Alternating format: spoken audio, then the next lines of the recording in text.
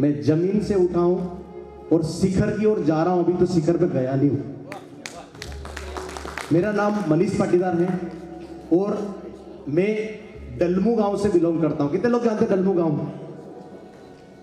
गरोड तहसील के छोटे से गांव जिसमें 1 किलोमीटर दूर तक डूब क्षेत्र आती है, पानी भरा हुआ रहता है। ठीक है, मेरे पिताजी खेती किसानी करते थे। उन्होंने मुझे पढ़ाया लिखाया, इस काबिल बनाया कि मैं सेटल हो जाऊं। मैंने बीएससी और एमएससी एग्रीकल्चर किया और मैंने मेरा करियर स्टार्ट किया। आपने फोटो में देखे थे, बहुत सारे फोटो आ रहे थे अभी, जिसमें देखा होगा आप, मैं अफीम देख रहा हूँ, कहीं बगीचा देख रहा हूँ, कहीं संतरे देख रहा हूँ। अभी आधे घंटे पहले मेरा किसान ने बोला कि मेरा अफीम बिगड़ रहा है। फिर सर यार थोड़ी सी देर बात करेंगे तो अभी कुछ गलत दवाई डल जाएगी, है ना। तो आज भी वो आता है, उसके लिए मैंने बहुत मेहनत करी, अच्छे लेवल पे गया, पर कुछ परिस्थितियाँ ऐसी आ गई। पीपीटी चलाना, मेरे पास पीपीटी अपडेट करने का समय तो नहीं मिला क्योंकि मैं इस समेटने में लगा हुआ था। इसमें कहीं ना कहीं 1% भूमिका मेरी है, उसकी वजह से मैं मेरी पीपीटी तो नहीं अपडेट कर पाया। बट अपन इसको ही देखते हैं, इसमें ही कुछ चीजें हैं जिससे कि मैं भटकू नहीं। नेक्स्ट, मैं पैसे से सबसे पहले किसान हूं। जय जवान, जय जवान। मैं सबसे पहले किसान हूं, अन्नदाता हूं और अन्नदाता सलाहकार भी हूं। मेरा यूट्यूब चैनल है, मेरी 2 कृषि दवाई की फर्म है और मैंने 7 से 8 साल इसमें निकाला। डायरेक्ट सेलिंग, अर्जुन जी सर, विजय मोहन जी, यशवंत जी पाटीदार के माध्यम से मैंने डायरेक्ट सेलिंग शब्द को पहली बार समझा था। उसके बाद जॉब पर्सन हूं, मैंने एग्रीकल्चर सेक्टर में 7 साल फील्ड से लगा के senior territory manager, area development manager तक की पोस्ट पे काम किया है। पर्सनल बिजनेस है मैंने जैसे बताया आपको। नेक्स्ट, ये मेरा काम है जो मैं करता आया हूं। नेक्स्ट, नेक्स्ट, मैंने कृषि विभाग की नेक्स्ट मैंने किसान कल्याण कृषि विकास मंदसौर परियोजना, आत्मा परियोजना के तहत बहुत सारी मीटिंग में एज ए गेस्ट ग्रुप में जाके किसानों की संगोष्ठी भी मैनेज करी है। Next, next, next, next,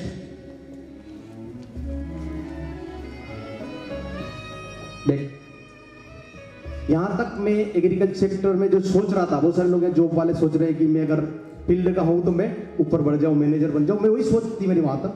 but इसके बाद एक साथ टर्निंग पॉइंट आया।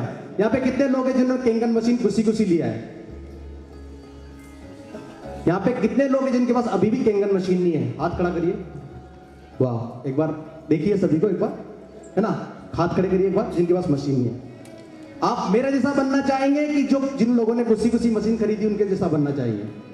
किसके जैसा? खड़े करिए हाथ। जो मेरे जैसा बनना चाहता है वो हाथ खड़ा नहीं करे, और जो मेरे जैसा नहीं बनना चाहता वो हाथ खड़े करे। यहां से टर्निंग आया। ये मेरे पापा का फोटो है, वीडियो कॉल है, ये नलियां लगी हुई है। ये मेरा कंपनी का टी शर्ट है जिसमें मैं वर्किंग पे था, मीटिंग में था। और ये मेरे पिताजी का फोटो है जिसमें उनका डायलिसिस चालू कर दिया डॉक्टर ने। परिस्थितियां ऐसी थी कि घर की कोई जिम्मेदारी मेरे ऊपर इससे पहले नहीं थी। मेरे करियर को सेट करने में लगा हुआ था। मेरे पिताजी ने जो मेहनत करी थी उसको सेट करने में लगा हुआ था कि मेरे को जो पढ़ाया लिखा है मेरे पिताजी ने खेती किसानी करते हुए, मैं उस पर खरा उतरूं। बट 3 साल से इलाज कराने के बाद अहमदाबाद से मेरे मामा जी और नाना जी का कॉल आया कि पापा की डायलिसिस चालू हो गई है और डॉक्टर ने बोला कि 7 दिन से ज्यादा नहीं निकालेंगे। अब सोचिए, ऐसा नहीं कि इससे पहले कैंगन की जानकारी मेरे पास नहीं थी। इससे पहले मेरे पास जानकारी थी, मैंने डेमो देखा था, बट डेमो मैंने उस तरीके से देखा था कि मेरे को ये लेनी ही नहीं है। जब मैं 28-30 लाख रुपए इलाज में लगा चुका हूं तो पानी से क्या होगा? बहुत सारे लोगों में रहता ना, पानी से क्या हो सकता है? बट पानी अच्छे समय में बहुत कुछ कर सकता है। बट फिर भी मैंने इस कंडीशन में जाके मशीन लिया। यशवंत सर को कॉल किया मैंने, अस्पताल राजस्थान हॉस्पिटल अहमदाबाद से। तो सर एक पेशेंट मिला मेरे को। उस वक्त क्या था कि मेरे पिताजी का डायलिसिस चालू हुआ था। मैं यहाँ से मंदसौर से अहमदाबाद गया, डॉक्टर से मिला। डॉक्टर साहब बोले कि डायलिसिस करनी पड़ेगी और 7 दिन से ज्यादा समय नहीं है। 98% किडनियां खराब हो चुकी है। गले में नली, हाथ में नली, दोनों जगह नली लग चुकी थी। कंडीशन बहुत बुरी तरह से, पैसे सब जा चुके थे। पर पैसे की कोई चिंता नहीं थी, ये चिंता थी पिताजी को मैं कैसे न कैसे करके बचा लूं। उससे 10 दिन पहले मेरी शादी हुई थी। मेरे पिताजी वेंटिलेटर पे थे और मेरी 10 दिन पहले शादी हुई थी, मेरे हाथ से मेहंदी निकली थी और मैं अस्पताल गया तो डॉक्टर ने बोला कि ट्रांसप्लांट सक्सेस नहीं है। मैंने बोला आप नहीं करोगे, दुनिया में बहुत सारे लोग हैं वो करेंगे। मैं जब भी घर आता था लोग बोलते थे कि नडियाद किडनी का बहुत बढ़िया हॉस्पिटल है। मैंने सारे अस्पतालों के चक्कर काट लिए, कोटा, नीमच, मंदसौर, अहमदाबाद, अलग अलग जगह से आयुर्वेदिक, होम्योपैथिक सब नुस्खे आजमा लिए मैंने। मैं कुराती था तो मैंने कोशिश करी कि हर एक तरीके से मैं सही करने की कोशिश करूं, बट फिर भी डॉक्टर ने मना कर दिया। मैंने वहां से छुट्टी कराई, एम्बुलेंस लिया और मैं नडियाद गया। मुजीब भाई पटेल हॉस्पिटल मैंने एडमिट कराया पापा को और डॉक्टर को बोला मैंने, डॉक्टर साहब एडमिट करो, आप देखो मत, आप एडमिट करो, जितना समय लगा उतना लेगा। मैंने वहां एक मकान किराए से ले लिया। डॉक्टर साहब के पास गया, डॉक्टर साहब बोले 1% भी गारंटी नहीं है किडनी ट्रांसप्लांट पे सक्सेस की। आपकी हड्डियों से एम्लोइड करके प्रोटीन खिसक रहा है जो किडनी में जाके इकट्ठा हो रहा है, अगर नई किडनी भी डालोगे तो उसमें भी जाके इकट्ठा होगा। तो डॉक्टर साहब क्या कर सकते हैं, घर ले जाओ, सेवा करो, इसके अलावा कोई ऑप्शन नहीं है। क्या कर सकते हो उस जगह पर?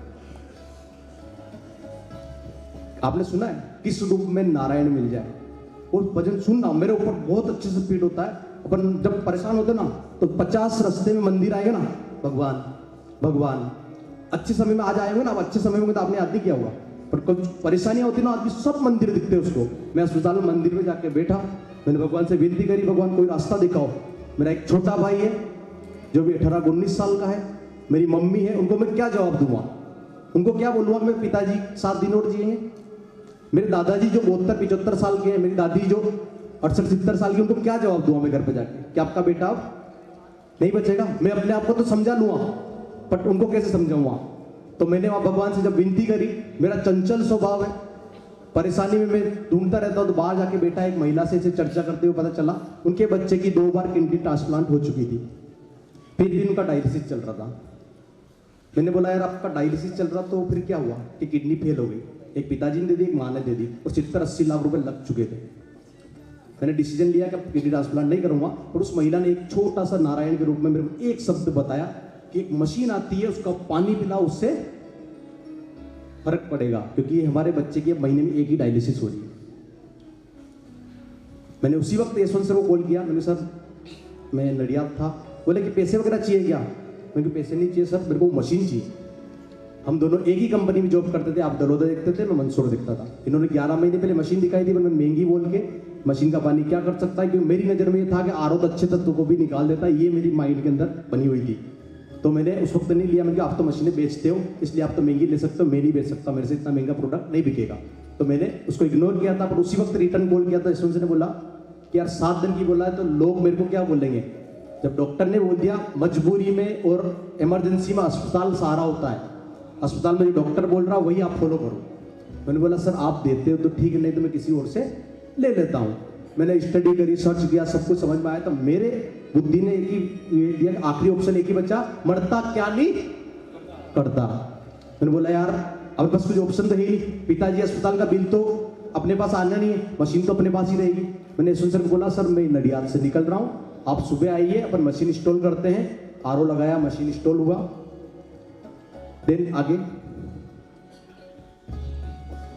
ये मेरे घर पे मशीन इंस्टॉल हुआ है। नरेंद्र सर है, ये यशवंत सर है, और मेरे पापा को आप देख रहे हो यहाँ पे सोए हुए हैं, मतलब वो डेमो में बैठ भी नहीं पाए, पलटी भी नहीं ले पा रहे थे, वो टॉयलेट बिल्कुल बंद था, डायलिसिस करवा के आए थे। उन्होंने जिस दिन डायलिसिस की प्रोसेस की थी ना गले से, उस दिन इन्होंने मना कर दिया था मैं डायलिसिस ऐसे तड़प तड़प के नहीं मरूंगा। उनके सामने डॉक्टर ने बोल दिया 7 दिन निकलेंगे, उन्होंने उसी दिन बोल दिया मैं गोली नहीं खाऊंगा, मैं 7 दिन निकालूंगा, परिवार के साथ अच्छे से निकालूंगा, मेरे को तड़पना नहीं है। देन नेक्स्ट, सॉरी बैक करना वापस। ये डेमो होने के बाद ये सब मेरे रिश्तेदार है, मेरे मामा, बुआ, मौसी, सिस्टर सब आ गए थे। बस सबको पता था 7 दिन से ज्यादा निकाले, पूरा गांव मिलके जा चुका था। बट इस केंगन मशीन ने ऐसा चमत्कार किया कि मेरे पिताजी घूमने फिरने लग गए। उन्होंने खुद उनके हाथ से गले में से नली निकाल ली, उन्होंने खुद उनके हाथ से गले से नली निकाल दी, घूमने फिरने लग गए, स्वयं का काम करने लग गए। मैंने 4 से 5 महीने तक कोई डायलिसिस भी नहीं करवाई। सोचो क्या जीवन निकला होगा।